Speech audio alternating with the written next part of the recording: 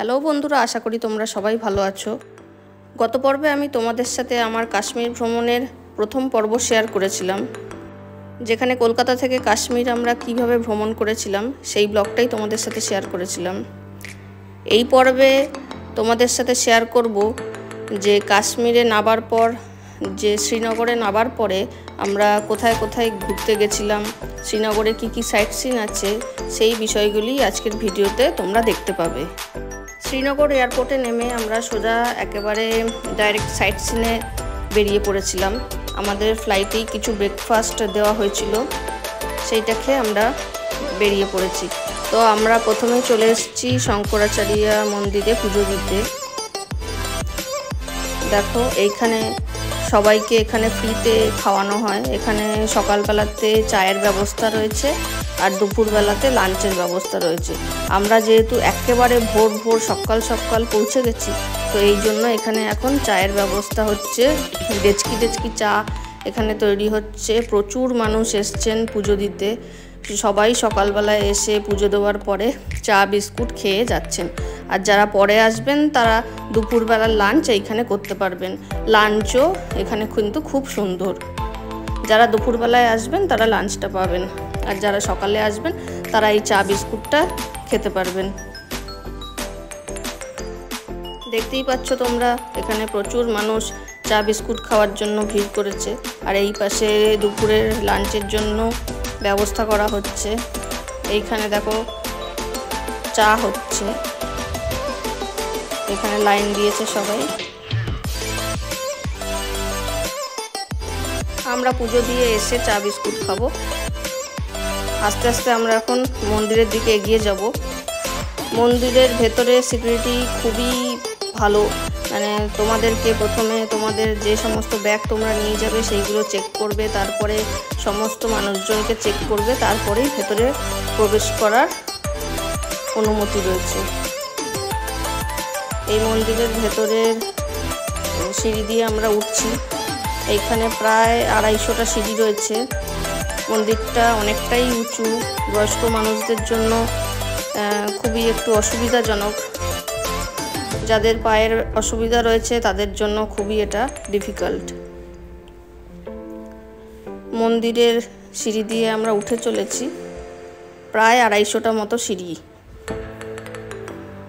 আর main মন্দিরের গর্ভগৃহে প্রবেশ করার জন্য 36টা সিঁড়ি রয়েছে। তবে এই বাইরের প্রকৃতির দৃশ্য দেখতে দেখতে একটু বিশ্রাম করতে করতে উঠতে কোনো অসুবিধা হয় না।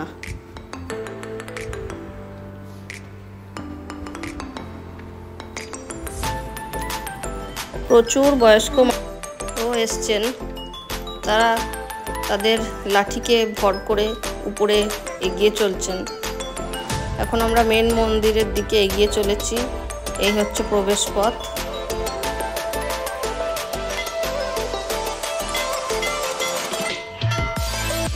মন্দিরের ভেতর থেকে এত সুন্দর ভিউ দেখতে পাওয়া যায়, যেখানে পুরো শ্রীনগর শহরটাকে দেখা যাচ্ছে, ডাল লেককে দেখা যাচ্ছে, আর দূরে ওই বরফাকৃত পাহাড়, সেই পাহাড়ের সুন্দর দৃশ্য দেখা যাচ্ছে।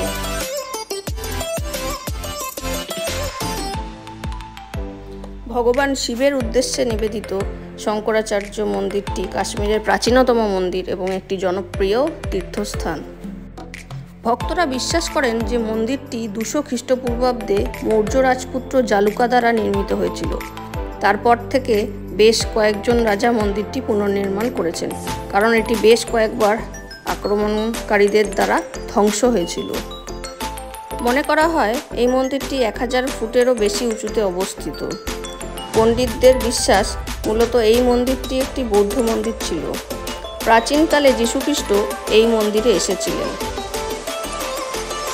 এবং শঙ্করাচার্য এই পাহাড়ে আধ্যাত্মিক গ্রন্থ সৌন্দর্য লাহিড়ী রচনা করেছিলেন। এই মন্দিরটি কাশ্মীরি শিখর শৈলীর স্থাপত্যের প্রতিনিধিত্ব করে। এটি বর্গাকার আকৃতি, যার 20 ফুট উঁচু অষ্টভুজাকার শিলাস্তম্ভ এবং অষ্টভুজাকার স্তম্ভ রয়েছে। হিন্দু ধর্মে মন্দিরটি অত্যন্ত গুরুত্ব রয়েছে এবং ভক্তরা এখানে মহাশিবরাত্রির দিন খুব ধুমধাম ও আনন্দের সঙ্গে উদযাপন করেন। অষ্টভুজাকার স্তম্ভগুলি হলঘরের ছাদকে সমর্থন করে, যেখানে শিবলিঙ্গটি অবস্থিত। দেওয়ালের প্রস্থ প্রায় 8 ফুট। মন্দিরের একটি বেসমেন্টও রয়েছে, যা মন্দির নির্মাণের জন্য সহায়তা প্রদান করে। মন্দিরের গর্ভগৃহে যাওয়ার জন্য 36টি সিঁড়ি রয়েছে। হিন্দু দর্শন অনুসারে এই সিঁড়িগুলি মহাবিশ্ব গঠনকারী 36টি উপাদানের প্রতিনিধিত্ব করে। শ্রাবণ পূর্ণিমা উৎসব উদযাপন করা এই মন্দিরের প্রধান রীতি। আদি শঙ্করাচার্য তার সুপরিচিত আধ্যাত্মিক গ্রন্থ সৌন্দর্য লাহিড়ী রচনা করেছিলেন। শঙ্করাচার্য মন্দিরের অবস্থান হিমালয়ে কৈলাস পর্বতের কাছে। ভক্তরা বিশ্বাস করেন যে শিবের ভক্তি এই অঞ্চল থেকেই ছড়িয়ে পড়েছিল, তাই এই মন্দিরটি শৈব ধর্মের একটি গুরুত্বপূর্ণ স্থান। কিছু বিশ্বাস অনুসারে এই মন্দিরটি একটি বৌদ্ধ উপাসনালয় ছিল। মন্দিরটিতে কিছু ফার্সি খোদাইও রয়েছে, যা এটিকে আরও জনপ্রিয় করে তুলেছে। মন্দিরের পুজো দিয়ে বেরিয়ে আমরা চা বিস্কুট খেয়ে এখন আমরা শ্রীনগরের যে সমস্ত বিখ্যাত মোগল গার্ডেনগুলো আছে সেইগুলো দেখতে যাব, আর সাথে তোমাদেরকেও দেখাবো। তো চলো ভিডিওটা দেখতে থাকো, আর দেখতে থাকো সেই সাথে শ্রীনগরের রাস্তাঘাট, বাড়ি ঘর, দেখো কতটা পরিষ্কার পরিচ্ছন্ন চারিদিক। তাই জন্যই একে স্মার্ট সিটি বলা হয়। চারিদিক এতটা সুন্দর পরিষ্কার পরিচ্ছন্নভাবে সব কিছু মেনটেন করে রেখেছে।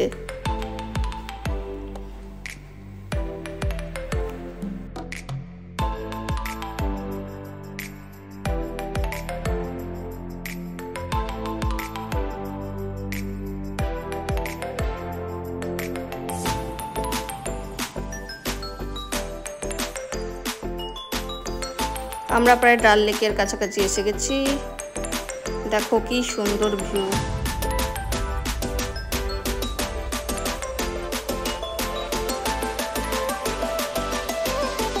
আমরা ডাল লেকের ধার দিয়ে যাচ্ছি।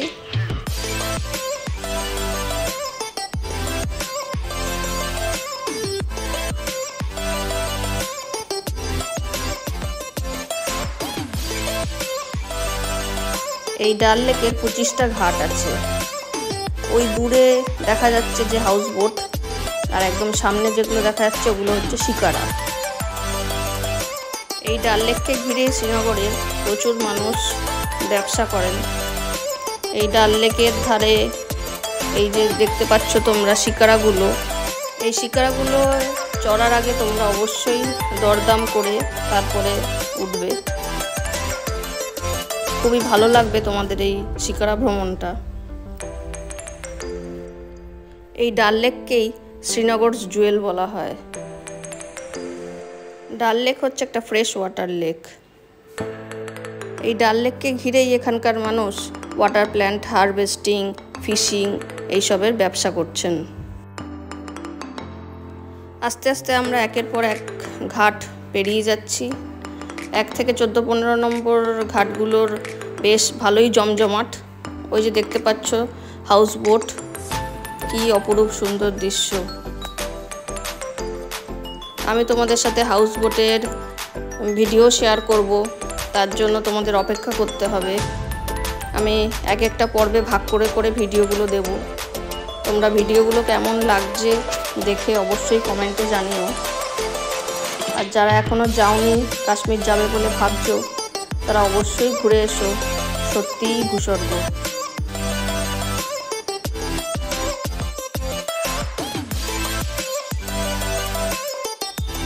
আর সাথে যখন এত সুন্দর নীল আকাশ দেখতে পাওয়া যায়, তাহলে তো আর কথাই নেই।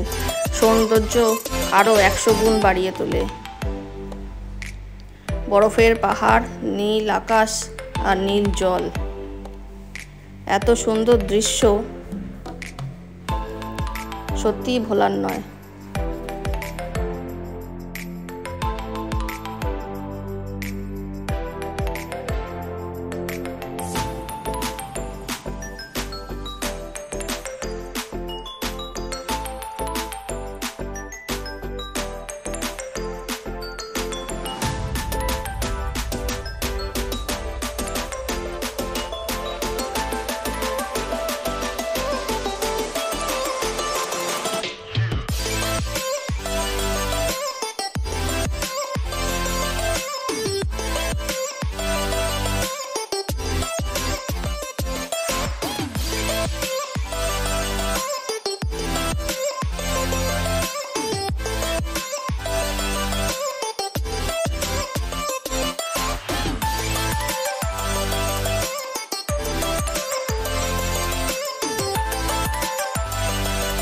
আমরা এবার পরিমহলের ভেতরে প্রবেশ করব।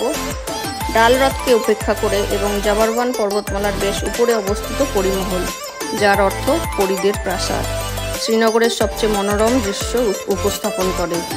দূর থেকে উত্তাল পাহাড় এবং ঝলমলে জলরাশি দেখলে স্মৃতিস্তম্ভটি অবশ্যই তার নামের সাথে সঠিক বলে মনে হয়।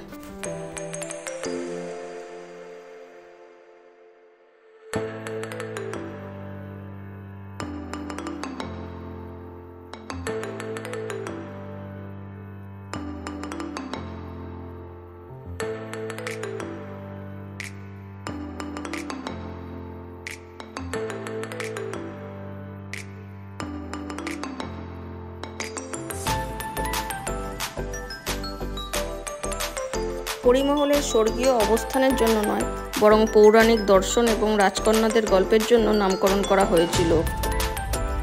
এই 7 তলা বিশিষ্ট বাগানের কাঠামোটি 16শ শতকের মাঝামাঝি সময়ে মুঘল সম্রাট শাহজাহানের জ্যেষ্ঠ পুত্র শিকোহ দ্বারা নির্মিত হয়েছিল।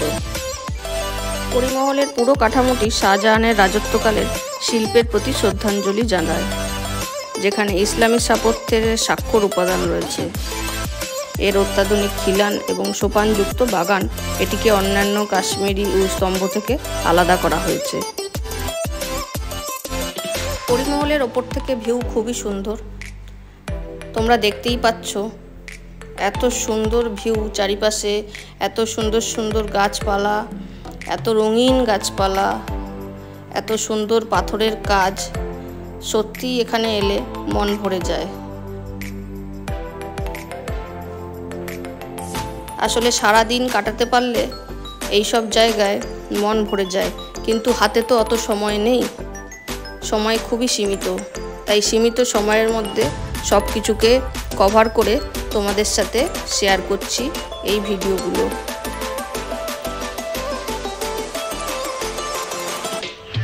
তাই আশা করব তোমরা আমার এই উৎসাহকে আরও বাড়িয়ে তুলবে, যাতে আমি নতুন নতুন ভিডিও তোমাদেরকে আরও উপহার দিতে পারি। এখন আমরা এসে গেছি নেক্সট মোগল গার্ডেন, চশমে শাহী। পরিমহল আর চশমে শাহী টিকিট মূল্য অ্যাডাল্ট 30 টাকা আর 12 ইয়ার্স বিলো চাইল্ড 15 টাকা। এই বাগানটি বিভিন্ন মোগল উদ্যানের ব্যবহৃত মুঘল স্থাপত্যের চিত্র তুলে ধরেছে। শৈল্পিকভাবে নির্মিত এই উদ্যানের শিল্প ও স্থাপত্যে ইরানি প্রভাব রয়েছে এবং এর নকশা পারস্য উদ্যানের ওপর ভিত্তি করে তৈরি। এটি একটি মিষ্টি জলের ঝর্ণার চারপাশে নির্মিত। ভারতের প্রাক্তন প্রধানমন্ত্রী পণ্ডিত জওহরলাল নেহরু এই ঝর্ণার জল দিল্লিতে নিয়ে যেতেন। এই সিঁড়ি দিয়ে ওপরে উঠে গেলে এখান থেকে আরো সুন্দর ভিউ তোমরা দেখতে পাচ্ছ। দেখো কি সুন্দর চারিদিকের সিনারি বিউটি। এখানে কাশ্মীরি ড্রেস পরে ফটো তোলারও ব্যবস্থা রয়েছে।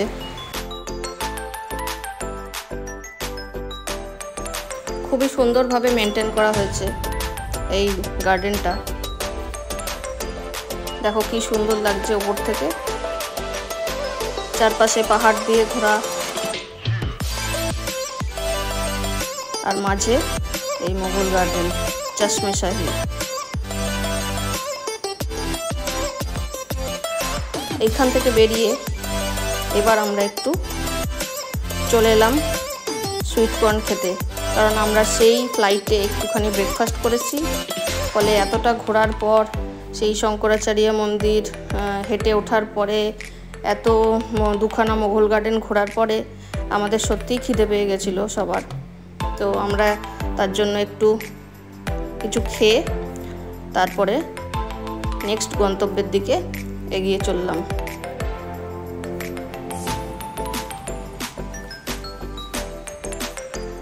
দেখো এখানে বিভিন্ন সব খাবারের স্টল রয়েছে, ছোট ছোট দোকানপাটও রয়েছে, সুভেনিয়ার আইটেম কাশ্মীরি।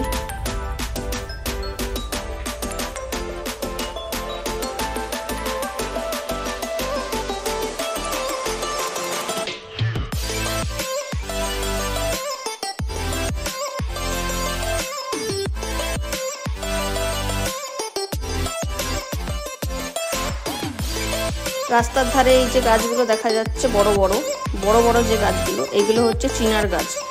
এই গাছগুলোর পাতা এখন আস্তে আস্তে হচ্ছে, যেগুলো কিছুদিন পরে আস্তে আস্তে সবুজ হবে। তারপরে যে কালারিং, যে রেড, অরেঞ্জ, ব্রাউন যে কালারটার পাতা হয় বড় বড়, সেই পাতারই গাছ। আমরা নেক্সট মোগল গার্ডেন নিশাদ চলে এলাম। নিশাদবাগে টিকিটের মূল্য অ্যাডাল্ট হচ্ছে 30 টাকা করে, আর বিলো চাইল্ড 12 বছরের নিচে যাদের, তাদের মূল্য হচ্ছে 15 টাকা। এই নিশাদ গার্ডেন কাশ্মীর উপত্যকার দ্বিতীয় বৃহত্তম মুঘল গার্ডেন। আকারে সবচেয়ে বড় হলো শালিমার বাগ।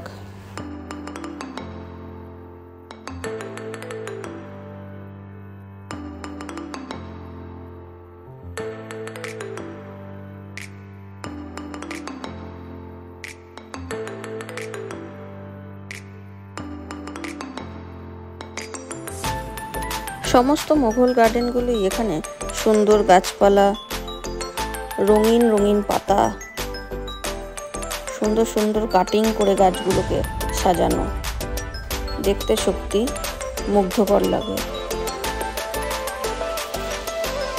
আসলে এই সমস্ত জায়গাগুলোতে সারাদিন কাটাতে পারলে সত্যিই খুব ভালো লাগে।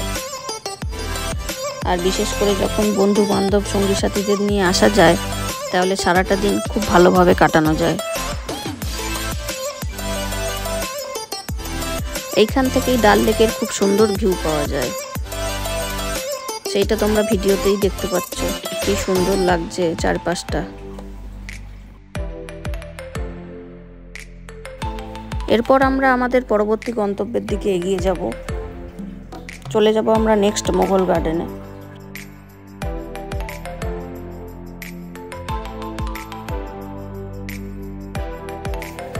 এখন আমরা এসে গেছি শালিমার বাগে, যার টিকিট মূল্য অ্যাডাল্ট 30 টাকা আর 12 ইয়ার্স বিলো চাইল্ড 15 টাকা। মোগল গার্ডেনগুলোর মধ্যে শালিমার বাগ হচ্ছে বৃহত্তম মোগল গার্ডেন। সম্রাট জাহাঙ্গীর তার রানীকে খুশি করার জন্য তার স্বপ্নের প্রকল্প, তার বিখ্যাত শালিমার বাগ নির্মাণ করেছিলেন। তিনি 1619 সালে প্রাচীন উদ্যানটিকে একটি রাজকীয় উদ্যানে সম্প্রসারিত করেছিলেন এবং এরই নাম দিয়েছিলেন ফারহা বক্স। তিনি তার স্ত্রী নূরজাহানের জন্য এটি নির্মাণ করেছিলেন। বাগানটিকে 3টি সোপানে বিভক্ত করা হয়। প্রথম সোপানটি হলো পাবলিক বাগান, যা দিওয়ানি আম নামে পরিচিত, আর দ্বিতীয় সোপানটি হচ্ছে দিওয়ানি খাস, যা তাদের ব্যক্তিগত দর্শক, রাজদরবারের অভিজাত ব্যক্তি, অতিথিদের জন্য অ্যাক্সেসযোগ্য ছিল। এবং তৃতীয় সোপানটি হলো একদমই নিজেদের জন্য, যেখানে রানীরাই শুধু নিজেরাই ব্যবহার করতে পারবেন। মোগল গার্ডেনগুলোর মধ্যে শালিমার বাগই সবচেয়ে বৃহত্তম।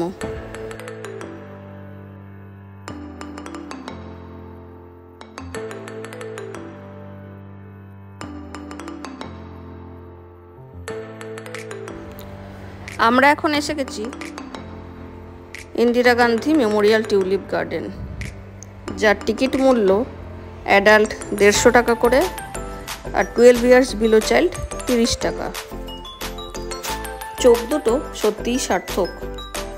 প্রায় 600 কানাল জমি জুড়ে টিউলিপ গার্ডেনটি সুইজারল্যান্ড, হল্যান্ড এবং অন্যান্য বিদেশি দেশ থেকে আমদানি করা 1.7 মিলিয়ন টিউলিপ বাল্ব রোপণ করেছে। এই টিউলিপগুলি শীতের সবচেয়ে ঠান্ডা মাস নভেম্বর এবং ডিসেম্বরে রোপণ করা হয়। তারপর জলবায়ুর উপর নির্ভর করে মার্চ মাসের শেষ সপ্তাহের মধ্যে বাগানে রঙিন টিউলিপ ফুলগুলি ফুটে ওঠে। বাগানে 74টি রঙিন টিউলিপের পাশাপাশি ড্যাফোডিল, হাইসিন্থ, মাস্কারি ফুল এবং আলংকারিক গাছ থাকবে। সবই পর্যটকদের জন্য আকর্ষণীয় হবে।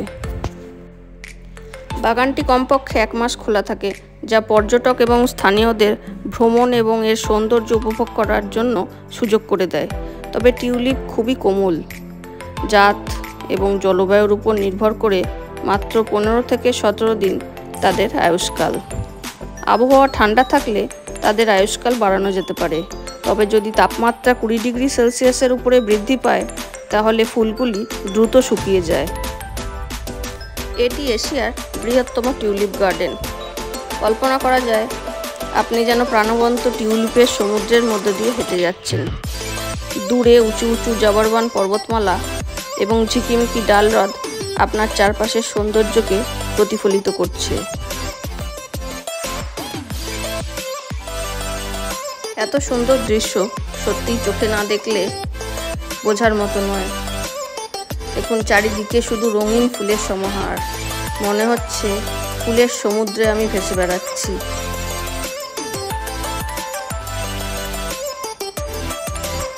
এইখানেই সানা একটা তার ছোট খুদে সদস্যকে পেয়ে গেছে, আর একটা পাইন ফল নিয়ে সে দিব্যি সুন্দর খেলে চলেছে।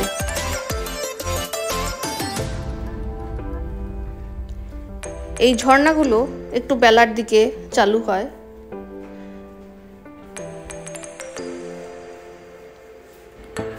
টিউলিপ গার্ডেন দেখে এবার আমাদের সত্যিই খুব খিদে পেয়ে গেছে।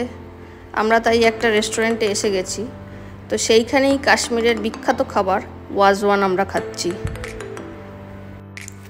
ভিডিওটা ভালো লাগলে চ্যানেলটাকে শেয়ার করো, সাবস্ক্রাইব করো আর কমেন্ট করো। আর নতুন পর্বের জন্য অপেক্ষায় থেকো।